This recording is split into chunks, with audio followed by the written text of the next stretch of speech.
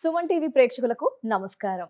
మనం చూస్తూ ఉంటాం. మనపై ఎవరో ఒకరు ఎప్పుడో ఒకప్పుడు ఏదో ఒకటి ఒక ఏడుపు ఒకలాంటి నెగెటివ్ చూస్తూ ఉంటారు. అంటే అమ్మో! వారు ఎదిగిపోతున్నారేమో, అమ్మో! వారు బాగుపడిపోతున్నారేమో అని ఎక్కువగా ఈ మధ్య కాలంలో మన రిలేటివ్సే, మన ఫ్రెండ్సే, మనకు తెలిసిన వారే అలా చూస్తూ ఉన్నారు మనల్ని. మనపై ఏడుపు అని చెప్పుకోవచ్చు.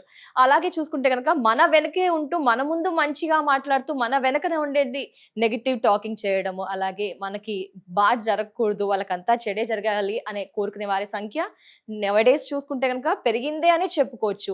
సో, ఇలా మనం ఎన్నో ప్రయత్నాలు చేస్తూ ఉంటాం. అబ్బా! వాళ్ళ ఏడుపు మనకు తగలకుండా ఉంటే బావుండు, వారు మన దగ్గరికి రాకుండా ఉంటే బావుండు, వారు మనం దూరం పెడదాం అనుకుంటాం. బట్ కొన్నిసార్లు వారే మనకి ఎదురవుతూ ఉంటారు. అలాంటి టైంలో మనం చాలా సఫర్ అవుతూ ఉంటాం. చాలా బాధపడుతూ ఉంటాం. మనకు ఆ ఇంపాక్ట్ అనేది ఇమ్మీడియేట్‌గా ఉంటుంది కొన్నిసార్లు, కొన్నిసార్లు లేట్ కూడా ఉంటుంది. మరి అలాంటి టైంలో ఎన్నో పరిహారాలు పాటించారా? ఈ పరిహారాన్ని పాటించండి. తప్పకుండా మీకు మంచి రిలాక్సేషన్ ఉంటుంది అని చెప్తున్నారు. ప్రస్తుతం మనతో పాటు ఉన్నారు ప్రముఖ ఆధ్యాత్మికవేత్త, జ్యోతిష్య పండితులు, దత్తాత్రేయ స్వామి గణపతి ఉపాసకులు, అమ్మవారి సేవకులు బ్రహ్మశ్రీ మురళీధర శర్మ గారు. వారితో మాట్లాడదాం ఒకసారి. దీనికి ఏమైనా పరిహారం ఉందా? ఏంటి ఆ పరిహారం? మాటలలో విందాం. గురుగారు నమస్కారం. మహాదేవ శ్రీమాత్రే నమః. ఏమంటారు గురుగారు? ఈ మధ్య కాలంలో ఎవరి నోట విన్నా అబ్బా! ముందు మాట్లాడుతున్నారు. వెనక నుంచి అసలు ఎప్పుడెప్పుడు ఏం చెడు జరగాల అని కోరుకునే వారి సంఖ్యే బాగా పెరిగిపోయింది. నోటిలో నుండి ముత్యం లాంటి మాటలు అవును కడుపులో గురుగారు. కత్తులు దాచుకునేటువంటి వారు చాలా మంది ఉన్నారు. అబ్సల్యూట్లీ రైట్ గురుగారు. ఇలా మరి చాలా మంది అయితే సఫర్ అవుతూ ఉన్నారు. కొన్ని చిన్న చిన్న పరిహారాలు చేస్తున్నారు. కొందరు పాటిస్తూ ఉన్నారు. కొందరు లైట్ తీసుకుంటున్నారు. కొందరు సఫర్ అవుతున్నారు. వారికి మరి ఏమిటి పరిహారం? ఏం చేసుకోవచ్చు? వారికి మంచి రిలాక్సేషన్ కావాలి. ఏం చెప్తారు? మనకు సంబంధించినటువంటి ఎలాంటి ఈవెంట్స్ కానీ ఎలాంటి ఇది నేను చేయబోతున్నాను హ్మ్. లేదా ఇది నా జీవితంలో జరిగింది అని కానీ హ్మ్. లేదా నా ఫ్యూచర్ ప్లాన్ ఇది అనేటువంటి విషయాలను ఎప్పుడు ఎవరితో షేర్ చేసుకోకూడదు. తప్పకుండా వినరా? గురుగారు. అవును. మనము మన అంటే అదృష్టము దురదృష్టము అనేటువంటిది వాస్తవానికి మన ద్వారానే ఉంటుంది. మన ద్వారా. అంటే హ్మ్. మనము చేసేటువంటి కొన్ని కేర్లెస్ పనులు హుహు. అందులో కొందరిని నమ్మడం కావచ్చును, హ్మ్. వారిని నమ్మి మన విషయాలు షేర్ చేయడము, వారి మరొకరికి చెప్పడం కానీ, హ్మ్. లేదా ఎవరికో మనము లైఫ్ ఇద్దాము అని చెప్పి అనుకున్నా కూడా బాధనే. మంచి చేద్దామన్నా చెడు ఎదురవుతుంది గురుగారు. అదే వచ్చింది కనుక ఎందుకు అంటే ఈ విషయము జాతకములో ఎవ్వరికైనా నరఘోష నర సంబంధిత ఇబ్బందులు హ్మ్. అనేటువంటివి తెలుస్తుంది చార్ట్ ఓపెన్ చేస్తే.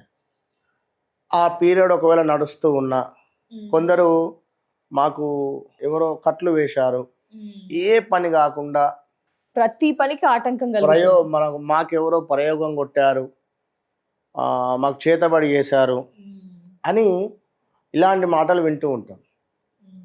చేతబడి చేసిన కట్లు వేసిన తాత్కాలికంగా మనకు మంచి రిజల్ట్ రావాలి అని అనుకున్నట్టయితే ఇప్పుడు మనం చేసేటువంటి రెమెడీ ఓకే. చేతబడి కానీ ఎవరైనా కట్లు చేతబడికి ఎవరిదైనా తాంత్రిక దృష్టి మన మీద ప్రయోగాలకు ఎక్కువగా తాంత్రిక ప్రయోగాలు.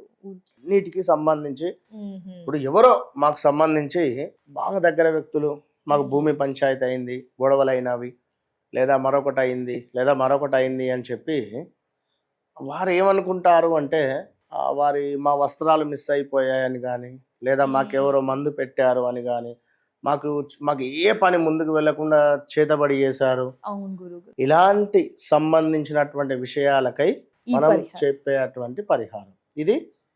చెప్పడం కాదు, లైవ్ లో చూపిద్దాం. తప్పకుండా ఎందుకంటే గురుగారు. చాలా మంది ఎలా కామెంట్స్ రూపకంగా గానీ చాలా మంది అడుగుతూ ఉన్నారు. ఏంటి కనుక పరిహారం? వాళ్ళందరికీ సంబంధించి ఒకటి, ఇది నిమ్మకాయ అంటేనే ఒక దుర్గా, ఒక శక్తి. నిమ్మకాయ అంటే అవును. నిమ్మకాయ అంటే ఒక శక్తి కనుక దుర్గా అమ్మవారికి ఈ యొక్క నిమ్మకాయను సమర్పించాలి, సమర్పిస్తూ ఉంటాం. సమర్పించి తెచ్చుకోవాలి. ఇది దుర్గా అమ్మవారి వద్ద ఈ నిమ్మకాయ పెట్టి పూజ జరిపించి ఓకే. చక్కగా దీన్ని పట్టుకొని, అసలు దీన్ని పట్టుకుంటేనే ఎనర్జీ వేరే ఉంటుంది. నిమ్మకాయ నిజంగా ఒక మంచి గుడ్ 100% దీన్ని పట్టుకుంటే దీని ఎనర్జీ వేరే ఉంటుంది కనుక మరి అలాంటి నిమ్మకాయతో ఈరోజు మనం పరిహారం చేయబోతున్నాం. సో చూడండి, ముందుగా ఈ యొక్క నిమ్మకాయని తీసుకొని దీన్ని కట్ చేయాలి. ఎట్లా కట్ చేయాలి అంటే ఇప్పుడు నిలువుగా కట్ చేస్తున్నామా గురుగారు? అంతే.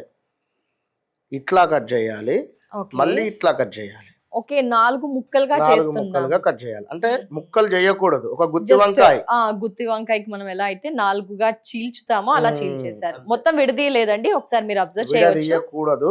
ఓకే గురువు గారు, అమ్మవారి దగ్గర పెట్టేసి 4 ముక్కలుగా అమ్మవారి దగ్గర పెట్టి ఇంటికి తెచ్చుకొని దీన్ని ఈ విధంగా కట్ చేయాలి. ఈ విధంగా 4 పార్ట్స్ ఉండాలి. ఓకే. ఓకే. ఇప్పుడు మనం ఏం చేయాలి అంటే రాళ్ళ ఉప్పును తీసుకోవాలి. ఓ, రాళ్ళ ఉప్పు. అవును, రాళ్ళ ఉప్పుని ఇందులో చేర్చాలి. గుత్తి వంకాయకు మనం ఎలా అయితే మసాలా స్టఫ్ పెడతామో ఆ విధంగా అసలు చిన్న పిల్లలకు దిష్టి తగిలినా మనకి దిష్టి తగిలినా ఈ రాళ్ళ ఉప్పుతో మనకి చాలా రిలాక్స్ అనిపిస్తుంది. సో పూర్తిగా నింపేయాలి ఇది ఇట్లా. సో ఓన్లీ రాళ్ళ ఉప్పు మాత్రమే మనకి. రాళ్ళ ఉప్పుతో. సో గురువుగారు, రాళ్ళ ఉప్పుకి కూడా అంత రిజల్ట్ ఉంటుంది అంటారా? అంత అంటే చిన్న పిల్లల్లో అయితే మనం చూస్తుంటాం, చాలా మంది పేరెంట్స్ చేస్తూ ఉంటారు దిష్టి తీయడానికి. ఉంటుంది. తప్పకుండా. సో మొత్తం ఫిల్ చేసేసారండి. నిమ్మకాయ 4 ముక్కలుగా చేసి రాళ్ళ ఉప్పు మాత్రమే తీసుకోండి. ఇట్లా కంప్లీట్ గా స్టఫ్. ఇప్పుడు లవంగాలను, పువ్వుతో ఉండేటువంటి లవంగాలను తీసుకోవాలి మళ్ళీ. ఓకే, అగైన్ మనకి ఏంటంటే 4 లవంగాలు కూడా ఇదిగోండి ఇక్కడ 4 వైపులా పెట్టాలి.